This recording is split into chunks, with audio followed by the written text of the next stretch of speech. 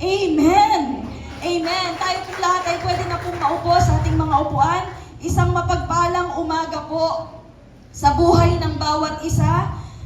Maraming salamat po sa Panginoon sa panibagong pribilehiyong binigay po sa atin ng Lord na makapangaral po ng salita ng Diyos. Amen. At salamat din po sa aking mga pastor. Amen. Sa buhay po ng ating daddy at ng aking mami. Amen. Na nagbigay po ng pribilehiyo po na makapangaral po sa pulpito. Amen. So magsisimula na po tayo. Alam po natin na today we celebrate the Resurrection Sunday. Hello? We celebrate. We do not weep in defeat, but we are here to rejoice in the day of resurrection. Not because Jesus has died again, hindi dahil muling namatay si Kristo, kaya muli siya ulit nabuhay, kundi dahil alam natin sa muling pagkabuhay ni Kristo, ito ang nagselyo, amen, ito ang nagselyo ng katagumpayan sa buhay nating mga Kristiyano. Amen. The Resurrection Sunday reminds us that weeping, dying, hardships, loss, death, and pain are temporary. Hallelujah! Those things are temporary. It may endure for a night, but joy comes in the morning. Palakpakan natin ang Panginoon. Mga kapatid, every Resurrection Sunday we gather. We celebrate a lot of Resurrection Sundays in our lives. We remember every year how Jesus shut off, amen, the fake victory of the enemy when He left the tomb empty. Every year, inaalala natin kung paanong iniwan ng Panginoong Jesucristo na walang laman ang libingan upang ipabukas sa kaaway na hindi totoong nagtagumpay ang kaaway. Ang totoong katagumpayan ay sa Diyos. Hallelujah! Pero sa oras na ito, sa araw na ito, in remembrance of the resurrection of Jesus Christ from the grave, He wants to send us another message and power of the resurrection. Church, joy comes in the morning. Joy comes in the morning. Weeping is hard. Mahirap umiyak ng umiyak ng umiyak ng umiyak. Totoo? Weeping is hard. Serving is hard. Oo. Planting is hard. Growing is hard. Running and continuing is hard. Ang hirap magpatuloy. Ang hirap tumakbo sa takbuhin. Sacrifice is hard. At yung mamatay tayo araw-araw sa ating sarili ay mahirap. Dying is hard. But the result is glorious. The result is glorious, church. Jesus Christ proved it on Sunday morning. Sabi mo, Sunday morning. Tabigan mo yung katabi mo, Sunday morning daw. Saktong-sakto, Sunday morning ngayon. Muling may patutunayan ng Diyos sa buhay natin. Muling may gagawin ng Diyos sa buhay natin. Marahil kagabi, bago ka pumunta dito, umiiyak ka sa dami ng mga problemang dinadanas mo. Marahil umiiyak tayo sa lahat ng mga heartbreak na dinanas natin. Sa lahat ng mga struggles, mga battles na kailangan nating harapin. Dahil sabi ni Lord, anak, hindi pwedeng hindi mo haharapin yan. Pero huwag kang mag-alala, haharap ka lang. Pero ako ang lalaban para sa'yo. Marahil umiiyak ka sa mga bagay na yun, pero dumating ang umaga. Dumating ang umaga na nagselyo, na sinabi ng Diyos, tinapos ko na ang laban. The victory is already sealed. Woo! Joy comes in the morning. Hallelujah! Jesus Christ resurrected from the grave. Church, ang ating pong pag-aaralan ngayong umaga is joy. Sabi mo, joy! Andyan ka ba, joy? Hallelujah! Marahil matagal mo nang hindi nakikita si Joy. Pero umaga na! Gumising ka na! Dahil nandito na ang kagalakan ng Panginoon! Kumakatok sa'yo! Joy comes in the morning. Palakpakan natin ang Panginoon. There is joy that we can find in the Savior's resurrection. Amen? Hawakan mo yung katabi mo, lay hands mo sa likod, sabihin mo, punuin ka ng kagalakan ng Diyos. Hindi dahil walang problema, kundi dahil may Diyos na nagtagumpay sa buhay natin. Basahin natin ang salita ng Panginoon sa libro ng John, chapter 20.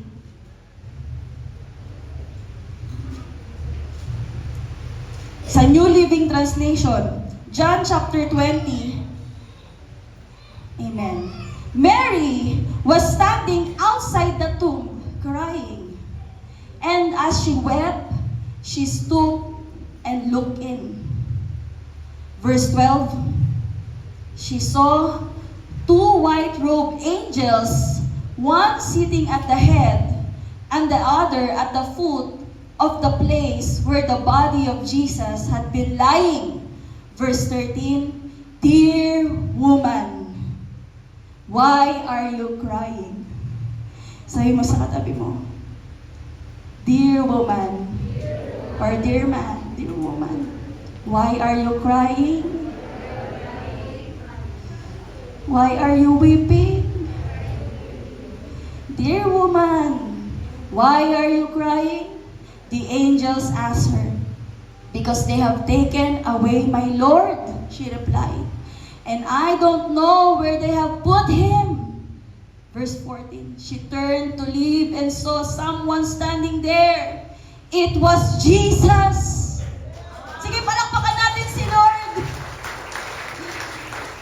But she didn't recognize him. Verse 15.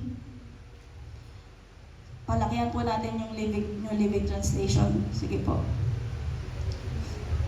Verse 15, dear woman. Another.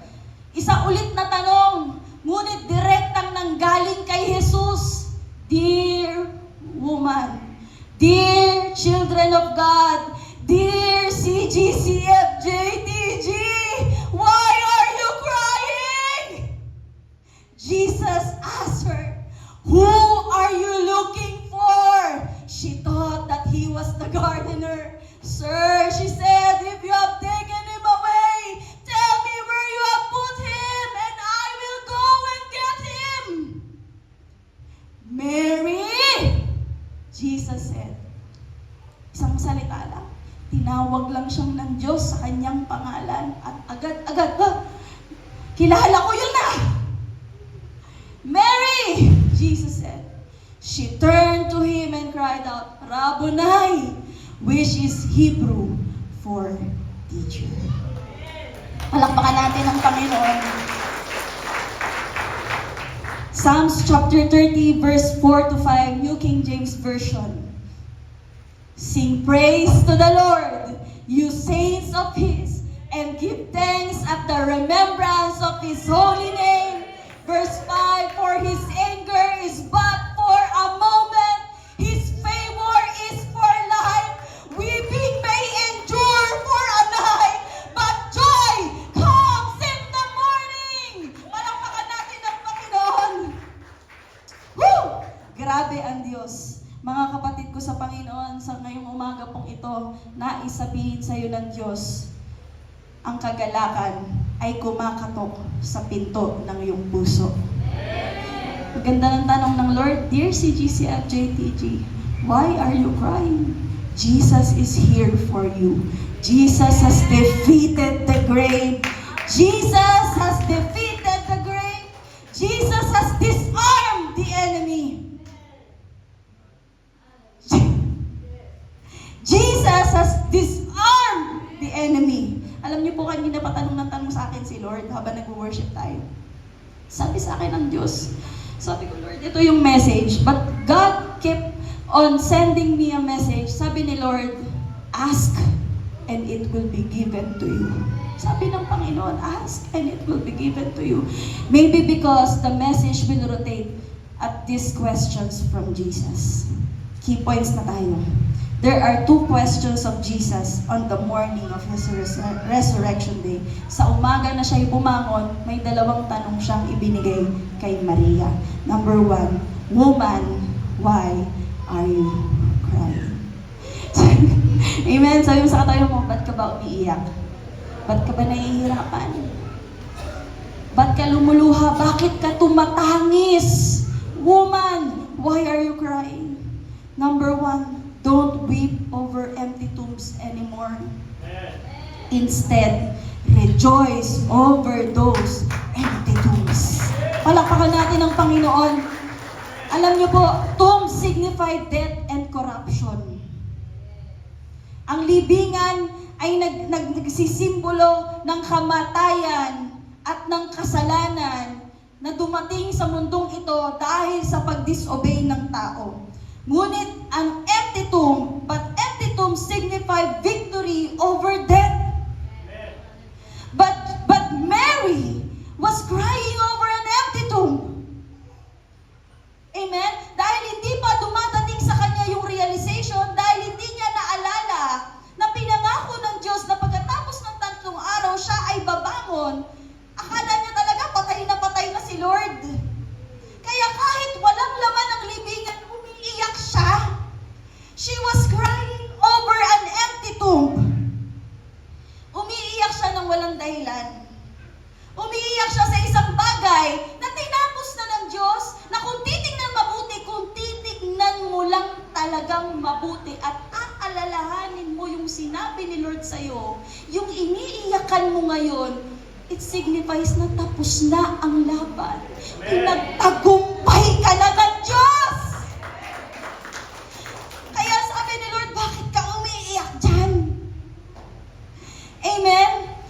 Sabi po dun, sa Luke chapter 24 verse 5 to 7, and as they were frightened and bowed their faces to the ground, the men said to them, why do you seek the living among the dead? Bakit kayo naghahanap ng isang taong buhay sa lugar ng mga patay? Hello? Why do you seek the living among the dead? He is not here but has risen. Remember how He told you while He was still in Galilee that the Son of Man must be delivered into the hands of sinful men and be crucified and on the 3rd day rise. Kaya marahil ito ang tanong sa iyo ng Panginoon ngayon. Bakit ka naghahanap ng buhay? Isang bagay na buhay, isang bagay na tagumpay na, tinapos na, sinelyuhan na ng Panginoon sa lugar ng mga patay. Marahil umiiyak ka sa mga maling lugar, sa mga maling bagay. Kaya sinasabi ng Panginoon yun ngayon sa atin, ngayong umaga, tapusin na ang mga pag-iyak sa mga maling bagay. Tapusin na ang mga pag-iyak sa mga bagay kung saan pinagtagumpay na tayo ng Diyos. Tapos na ang pagluluksa.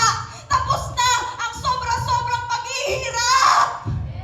Dahil si Kristo ay may pinangako, nandyan siya para sa atin. Bakit mo patuloy na hinahanap ang buhay sa lugar ng mga patay? Bakit mo pa ulit-ulit na iniiyakan at kinalulugmukan ang isang bagay na pinagtagumpayan na ni Kristo? Church, this is a reminder from God. Kasi tayo pong mga Kristiyano, minsan pabalik-balik tayo sa isang bagay na inalis tayo ni Lord doon. Tapos na yun eh. Pero binabalikan pa natin. Sinarado na ng Diyos yung pinto. Tinuldukan na ng Panginoon yung problema. Pero you keep on coming back. Patuloy tayong nagpapakalugmok sa isang bagay na tinapos at pinagtagumpayan na ni Kristo ang ating mga kasalanan, ang ating mga kahinaan, maging ang kamatayan, sakit at karamdaman. Saglit na panahon tayong magluksa at tumangis, ngunit hindi ito magtatagal dahil tinapos na ni Kristo ang laban. Palakpakan natin ang malakas ang Panginoon. Lahat tayo naranasan nating umiyak, masaktan. Tama ba? Naranasan natin masaktan. Lalo na kapag nasira ang tiwala natin. Sabi ko nga po sa workers' devotion, ang tiwala, libreng ibinibigay. Pero minsan, tayo mismong mga Kristiyano, tayo mismong mga workers, tayo mismong mga ginagamit ng Diyos.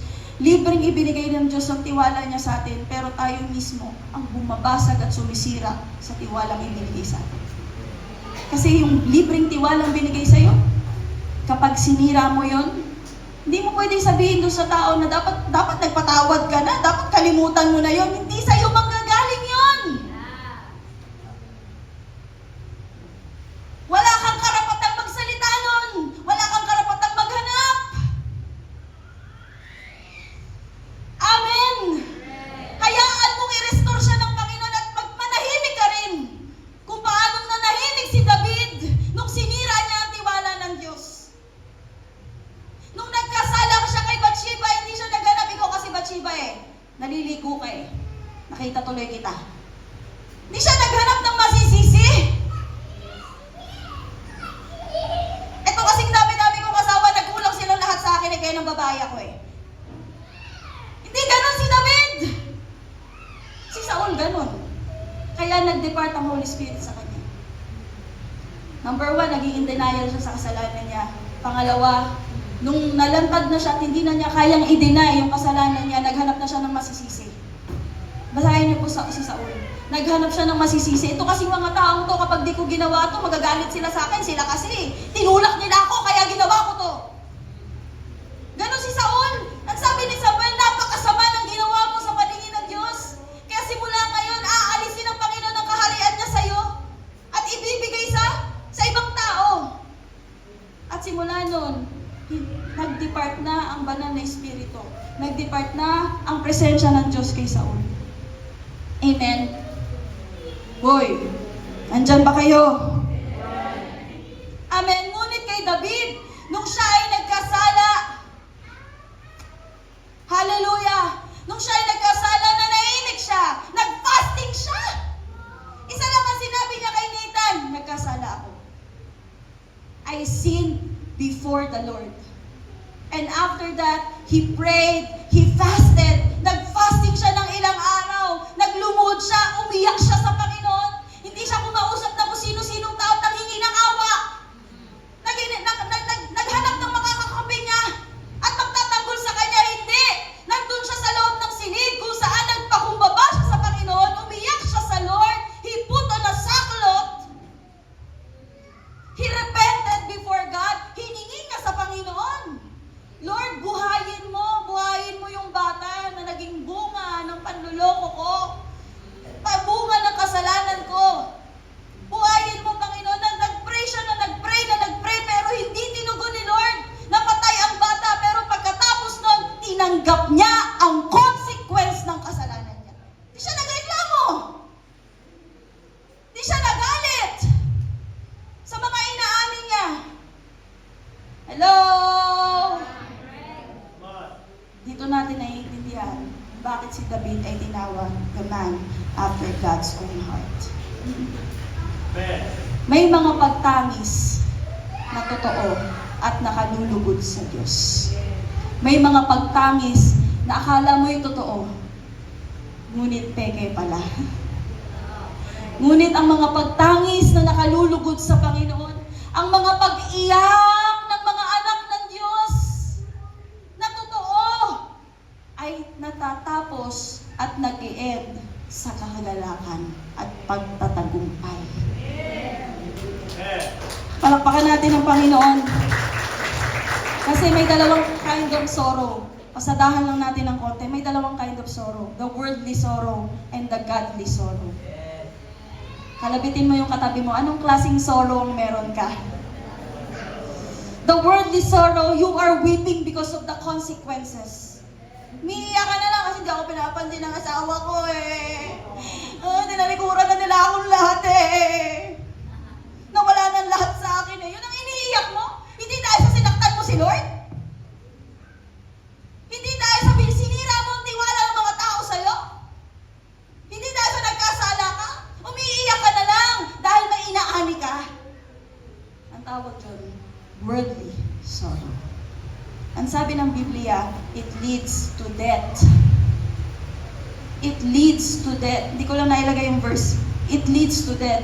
But there is a kind of sorrow that Jesus, take note, tinitake note ni Lord. Pinapansin niya itong kind ng sorrow na ito, the godly sorrow. Weeping that produces true repentance. There is genuine change of mind. There is genuine change of mind. May totoong pagbabago ng isip. Yung buong gabi na yon na nananangis ka sa Panginoon, umiiyak ka sa Diyos, may binabago si Lord sa puso mo. May binabago ang Diyos sa isip natin. May realization. Mali pala yung mali talaga. Nagkasala talaga ako, Panginoon. Patawarin mo ako. Hindi mo nasasabihin na, Lord, alam ko namang inalaw mo to eh. Hindi mo nasasabihin yun.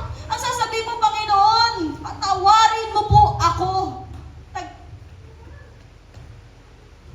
Yung dalawang klase na nanalangin sa templo, yung isa kinakabog ang dibdib niya, patawarin mo ako, Panginoon, makasalanan ako, nasaktan ko ang puso mo. Sinira ko ang tiwala mo, Panginoon. May mga bagay na nangyari dahil sa kagagawan mo, Lord. May realization. May change of heart. At higit sa lahat, may change of ways. May pagbabago ng gawi.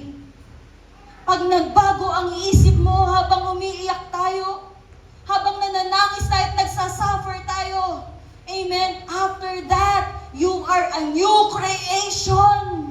Amen.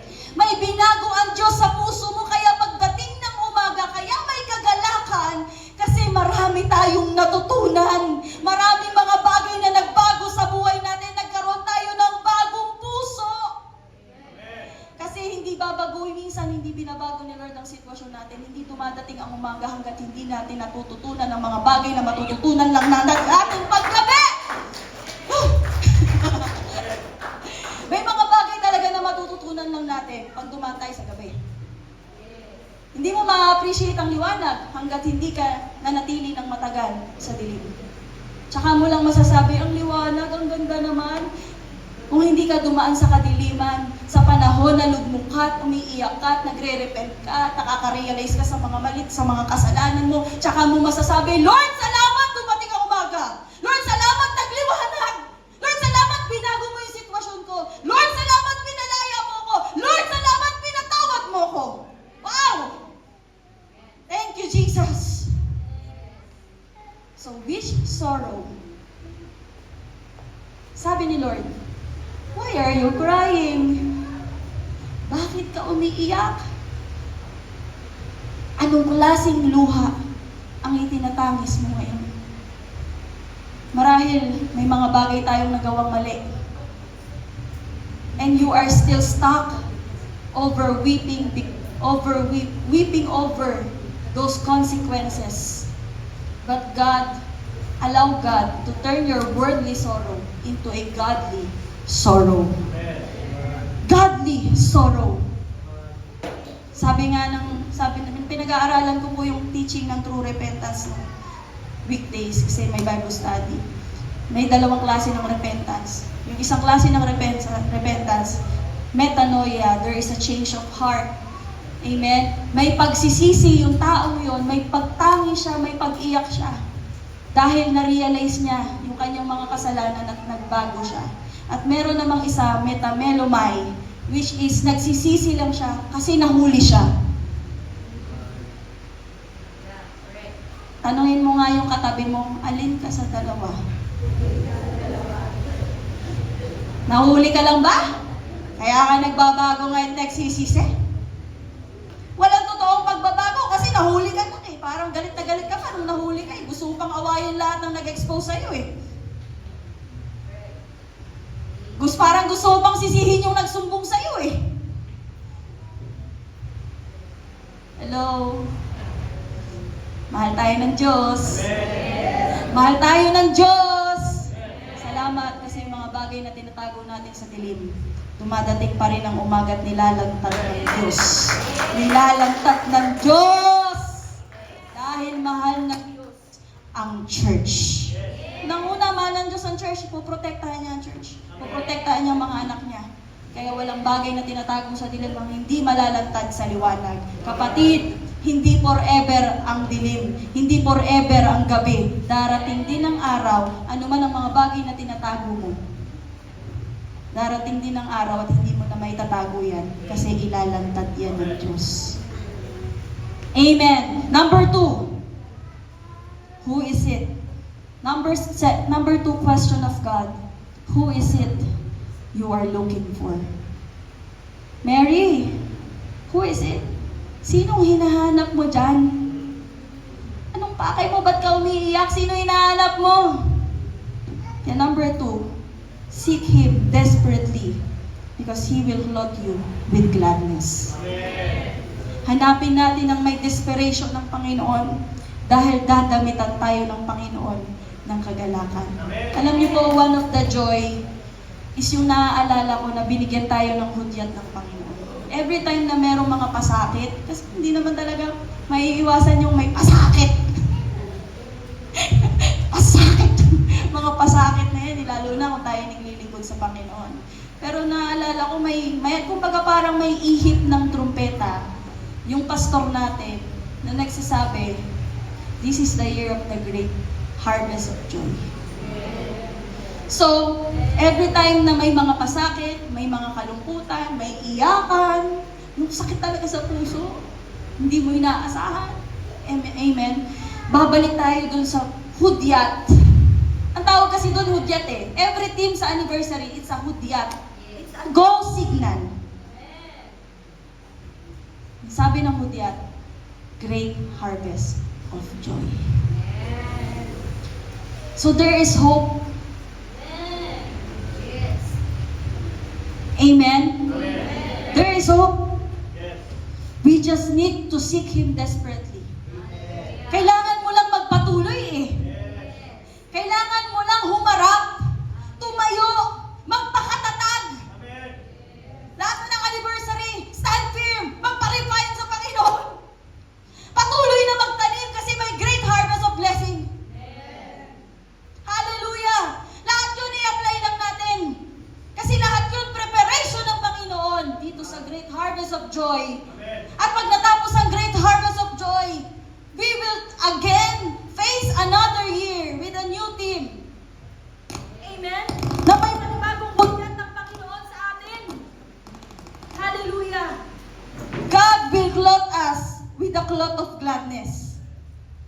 Kaya, John chapter 20, verse 15 to 16, He asked her, "Woman, why are you crying? Who is it are you looking for?" Thinking He was the gardener. Napagkamalan pa si Jesus na hardinero. Amen. Akala niya siya yung kumuha sa katawan ni Jesus. Hindi niya alam si Jesus na yung kausap niya. Amen po? Thinking He was the gardener, she said, "Sir, if you have carried Him away, tell me where you have put Him, and I will get Him." Jesus said to her, "Mary." She turned toward Him and cried out in Aramaic, "Rabboni! Rabboni! Ikaw pala yan! Ikaw na yun! You are risen!" Which means teacher. Amen? And when Mary heard the Lord speaking her name, she immediately recognized Him. Agad-agad. Di ba minsan, yun lang naman talaga ang susi. Yung iiyak ka lang sa Panginoon, hahanapin mo lang muli ang mukha ng Diyos, marinig mo lang kahit isang salita lang eh. Marinig mo lang ulit na tinatawag ka ng Panginoon, parang napapawi na lahat ng lungkot, napapawi lahat ng pagod, napapawi lahat ng pangamba. Sasabihin mo ulit sa Panginoon, "Okay Lord, kaya ko na ulit. Ready na ako ulit." Amen? Every time Jesus calls our name, it's like a wake-up call na para tayong binubuhusan ng malamig na tubig, that everything is temporary, but joy of the Lord is there for us. Amen. Amen? Merong transition. There was a transition from profound grief into joy. Nung na-recognize ni Mary si Jesus, nung narinig na niya, finally, na-recognize niya, na-acknowledge na boses to ng Diyos. Ang Diyos ang nangungusap sa akin. Finally, from grief, mula sa kalungkutan, sa sobrang kalungkutan ni Mary, ito ay naging kagalakan. Psalms chapter 30, verse 11 to 12, "You turned my wailing into dancing. You removed my sackcloth and clothed me with joy, that my heart may sing your praises and not be silent. Lord my God, I will praise you forever." Basahin nga po natin sa Bible. Amen. Basahin po natin sa Tagalog.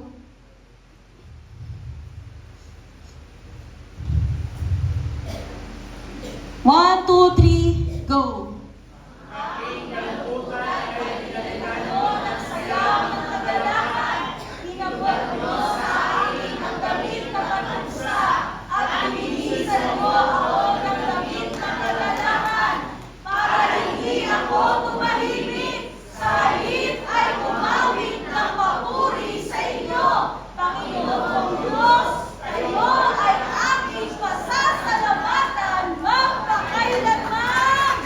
Palakpakan natin ang Panginoon! Hallelujah! Church, every weeping, He will turn into dancing. Sa paghahanap natin sa Panginoon, sa pagsusumiksik natin sa presensya ng Panginoon, hallelujah, mararamdaman mo na lang wala ng kalungkutan. Dahil ito ay pinalitan na ng Diyos ng kagalakan at pagsayaw. Amen. Every sorrow, He will turn it into joy. God replaces every defeat with shouts of triumph. Sigaw ng katagumpayan. Sumigaw nga po tayong lahat, Jesus! Sigaw ng katagumpayan, Jesus conquered death. You will conquer everything too. Mapagtatagumpayan din natin ang lahat ng mga bagay. Amen. So baka ito yung dahilan kung bakit nagtatanong ang Diyos sa atin ngayon. Ask, and it will be given to you. Amen. And God took me here. Psalms chapter 27 verse 4 to 6. Dinagdag ko lang po ito. Dito tayo dinala ng Diyos. Ito yung bagay na dapat hinihingi natin sa Kanya araw-araw. At malugod na ibibigay, ipagkakaloob sa atin ng Panginoon. Isang bagay ang hinihiling ko sa Panginoon. Ito, dito na po ako matatapos. Dito na po ako matatapos. Psalms 27 verse 4. Ask and it will be given to you. Isang bagay ang hinihiling ko sa Panginoon. Ito ang tanging ninanais ko, na ako'y manirahan sa Kanyang templo habang ako'y nabubuhay, upang mamasdan ang Kanyang kadakilaan at hihilingin sa Kanya ang Kanyang patnubay. Sa oras ng kagipitan ay itatago niya ako sa Kanyang templo at ilalagay niya ako sa ligtas na lugar. Verse 6, kaya mananaig ako sa mga kaaway ko na nakapaligid sa akin. Mag-ahantog ako sa templo ng Panginoon habang sumisigaw sa kagalakan, umaawit at nagpupuri. Sa NIV version, one thing I ask from the Lord, this only do I seek, that I may dwell in the house of the Lord all the days of my life, to gaze on the beauty of the Lord and seek Him in His temple. Ulitin ko, one thing, Lord. Ito yung one thing ni Mary.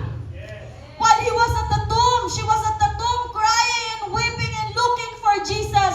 This is the one thing na kung bakit siya pumunta sa libingan ni Jesus. Ito yung kaisa-isang bagay na ipinapakay niya ang hanapin si Jesus Christ.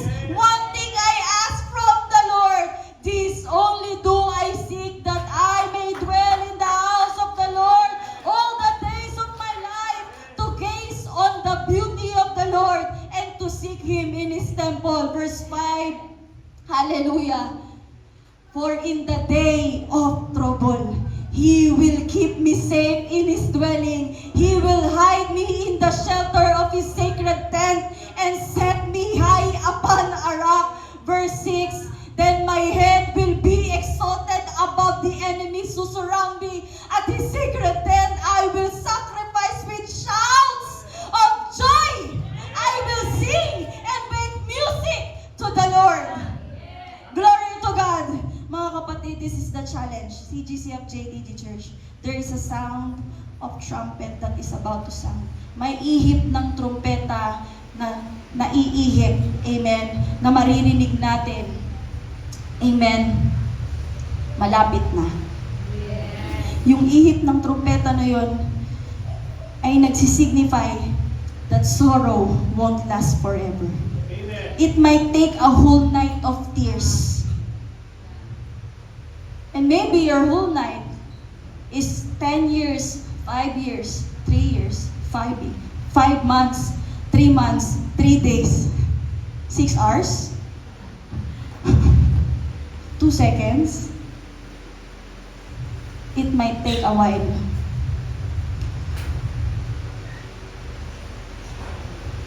Pero tapos na yan ah. Tapos na yan. Don't let it harm you any longer. Magbigay na tayo ng eviction notice. Hanggang ngayong alas 10 ng, anong oras na ba? Hanggang ngayong 7:26 ka na lang ah. Wala ka ng karapatan sa puso ko. Kasi umaga na. Gising na ako! Sabihin mo sa katabi mo, hoy, gising na ako! Gising na ako! Woo! At may paparating na hihip ng trumpeta. That is the ultimate joy we are waiting for. At malapit na yon. The rapture. May resurrection na eh. Ang sunod na niyan, dadating na si Lord. Dadating siya ulit. Babalik siya. Kaya kung may isang buong gabi na naghirap tayo, na-discourage tayo minsan, akala natin na ayaw na tayo. Akala natin ito na yon, huli na yon. Ayoko na. Andito na ako sa hangganan ko. Good news. Sa hangganan mo nandun ang Diyos. Kaya makakapagpatuloy ka pa. Hello? Kaya ang challenge natin ng Diyos, get up! Get ready! Wake up! Gumising ka na! Maghanda ka na! Tumayo ka na dyan! Bumangon ka na! Sa pag-iyak. Joy is here. Kahit si Jesus Christ, nagtanim siya ng maraming pagluha. Jesus wept over and over and over and over. Pero pagbalik niya, meron siyang dala-dala na bigkis ng ani. Sabi niya, ligtas na kayo. May kapatawaran ng mga kasalanan. May napapunta sa langit. You have been reconciled with God. Hello! Anong ibig sabihin? Those tears that you planted, you will bring back. Our team, amen? You will bring back, bring the sheaves. Amen? Sheaves of harvest. Shouting, the shout of triumph and joy. Amen? Meron tayong great harvest of joy. Amen? Meron tayong great harvest of joy. Kaya church, joy, joy, joy, joy! Tagal kitang di nakita. Halika dito. Amen. Paalisin na natin yung mga grief. At kung may darating pa, huwag mong patatagalin. Kasi this is the year of the great harvest of joy. Sabi ni Lord, get up, get ready, wake up. Kasi maganda ang bagay na ginagawa at gagawin pa ng Diyos sa CGCF-JTT Church Global. Palakpakan natin ang Panginoon at patuloy po natin welcome ang ating Mami Pastora.